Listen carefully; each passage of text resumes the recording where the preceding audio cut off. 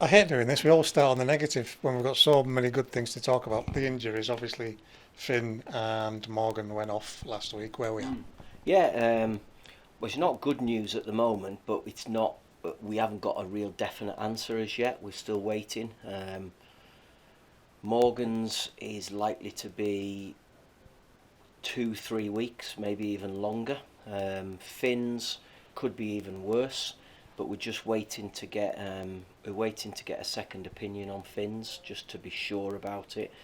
He's gone back down to Nottingham to see Forest's medical staff, so we're just waiting on him. So as I sit here at the moment, there's every chance that they're not going to be fit for this weekend. But we're going to wait and see. We're just waiting to see what comes from definite. I don't want to. I'm not definitely ruling them out yet. We've still got time. The chances are they're not going to be fit, so we've just got to deal with it and get on with it.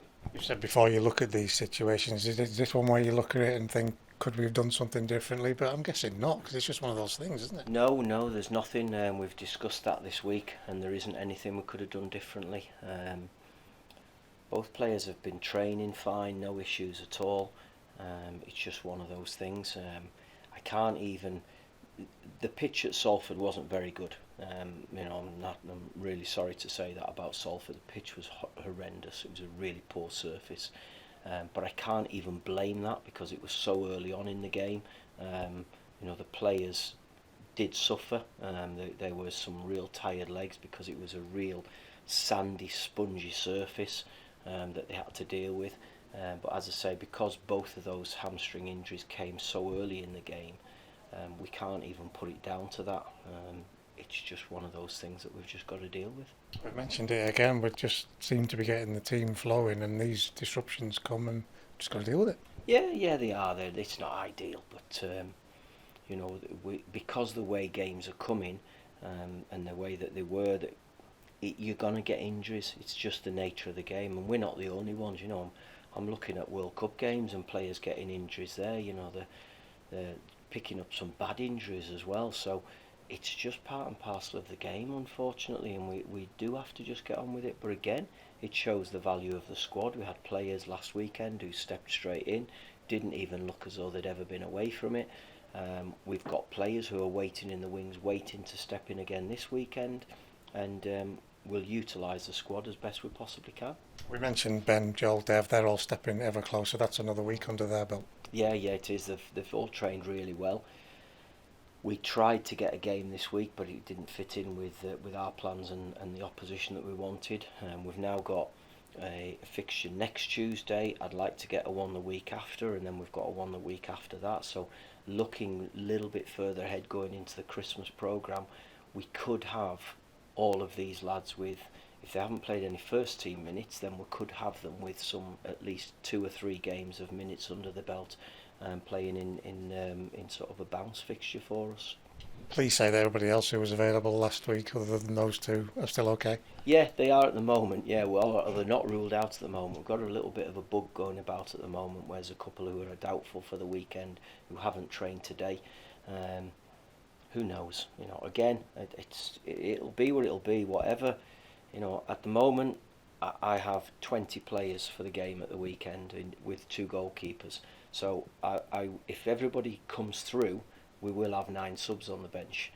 There's also a chance that we're not going to have 20, because if this little bug that's going around causes a few problems, then we have to deal with it. But we'll certainly have enough to put an 11 out. I would expect the 11 to want to go and continue where they left off at Salford last weekend.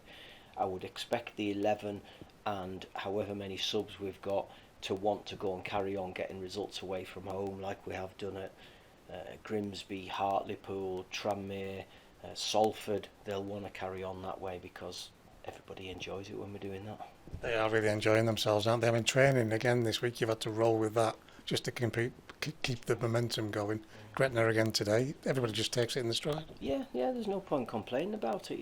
We're not blessed with a magnificent Premier League or Championship level training ground. This is where we are. This is what the football club is. So we deal with it. We get on with it. These are not excuses. These are just things that you have to get on with. And Gretna's a really good surface to train on, albeit artificial. but we can get all the work done that we need to do. We were able to go out on our training pitch on Tuesday, so we got the big 11v11 stuff that we wanted out on there, and then we've done some smaller areas today. We'll go into the game on Saturday fully prepared, ready for it, and hoping that we can get a performance. Do you have to rein them in, or do you tap into the good feeling that these lads have got at the moment?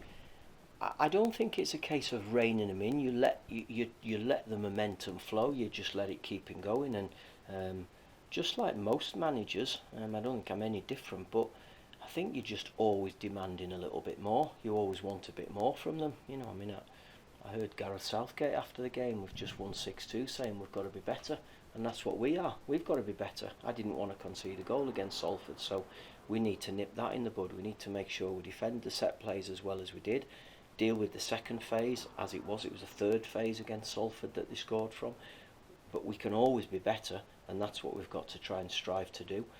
The players want to. The players want to be winning games, because you just look at that, the scenes at the end of the game at Salford, and you think back to the Hartlepool scenes and the Tranmere scenes when you go in and celebrating at the end, and those visuals of players celebrating in the crowd and stuff like that. That's what football's all. That's the feeling that you want to get, and we've got to do everything we possibly can to get many more of them. 35 minutes, probably more of the best football that we've seen this team play this season.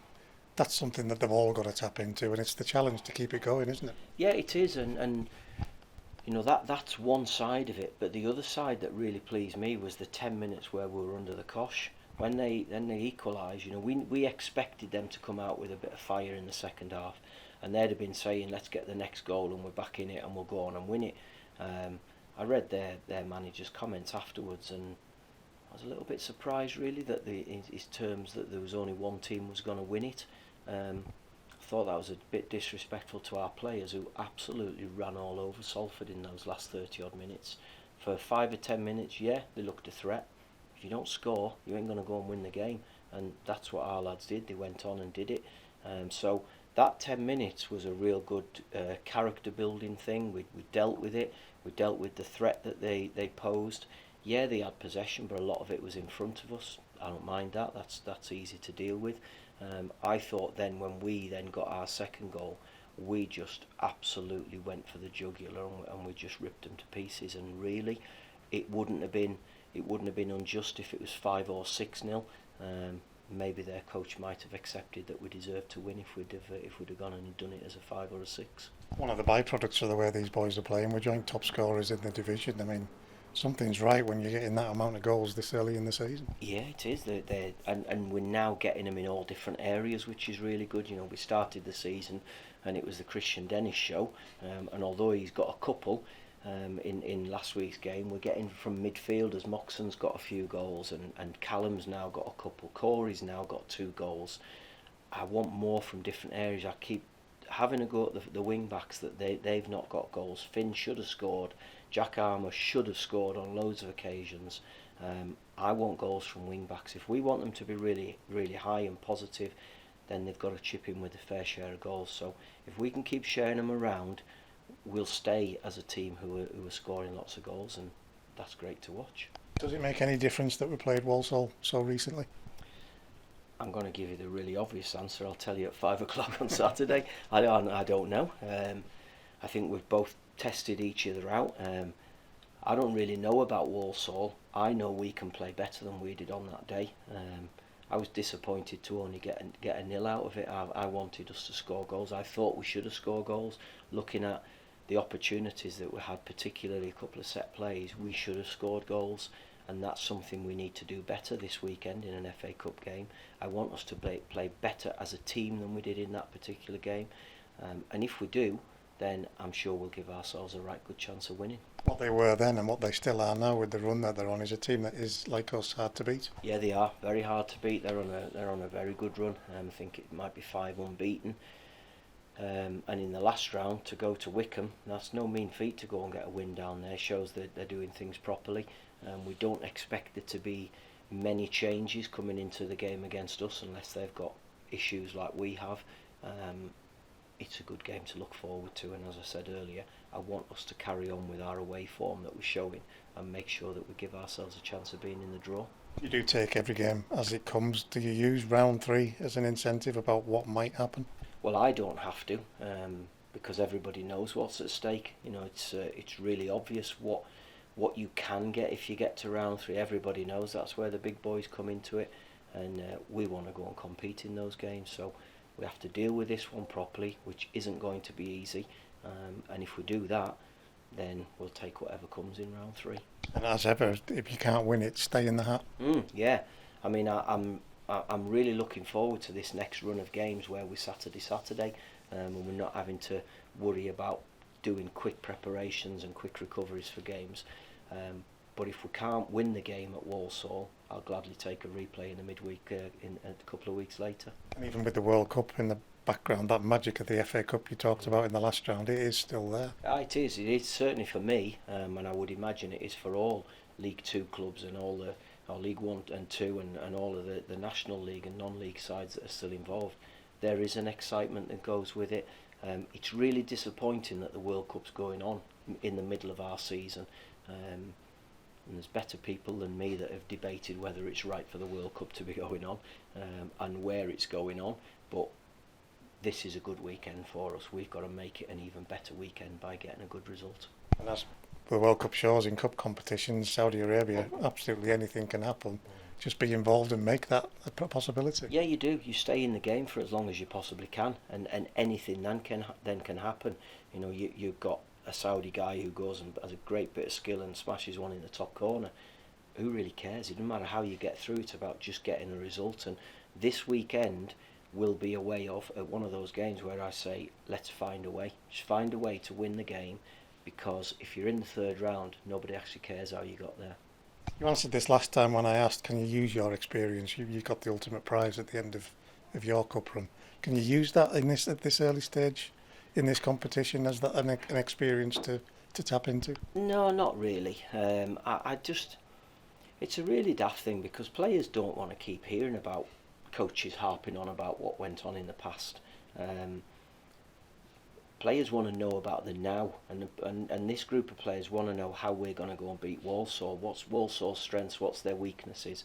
They don't really care about how we beat Venezuela in 2017. It's irrelevant, and those sort of things are there for me. They're my memories and my past.